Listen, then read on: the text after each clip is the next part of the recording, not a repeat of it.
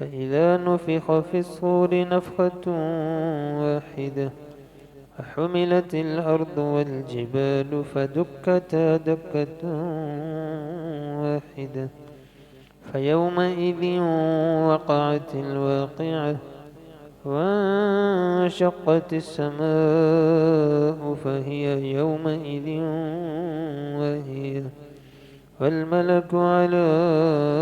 أرجائها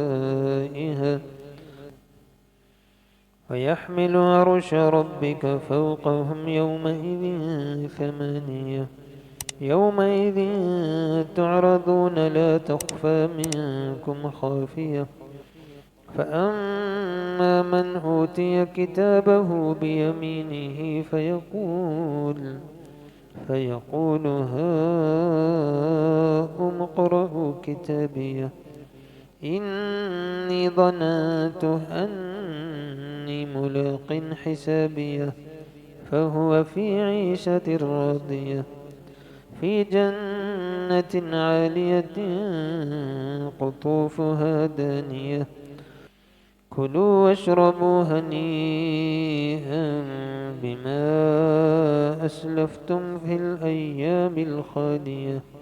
وأما من أوتي كتابه بشماله فيقول يا ليتني لم أوت كتابيه ولم أدر ما حسابيه يا ليتها كانت القاضية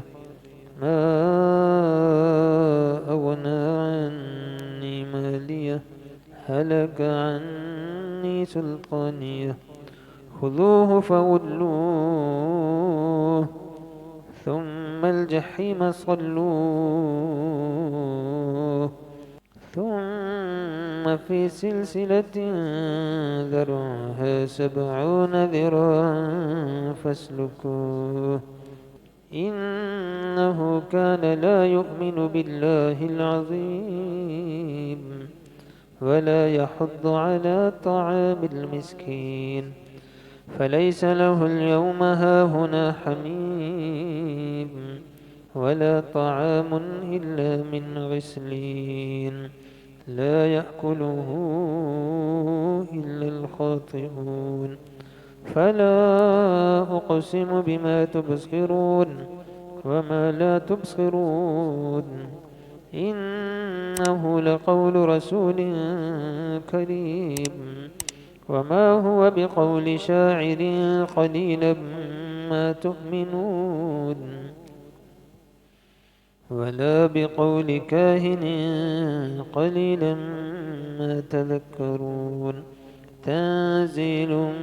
من رب العالمين ولو تقول علينا بعض الأقاويل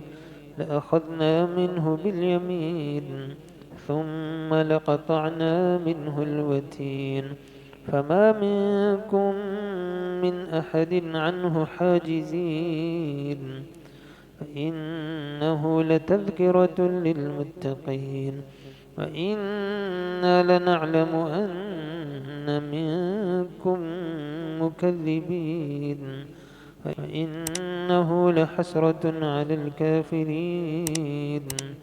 فإنه لحق اليقين فسبح باسم ربك العظيم.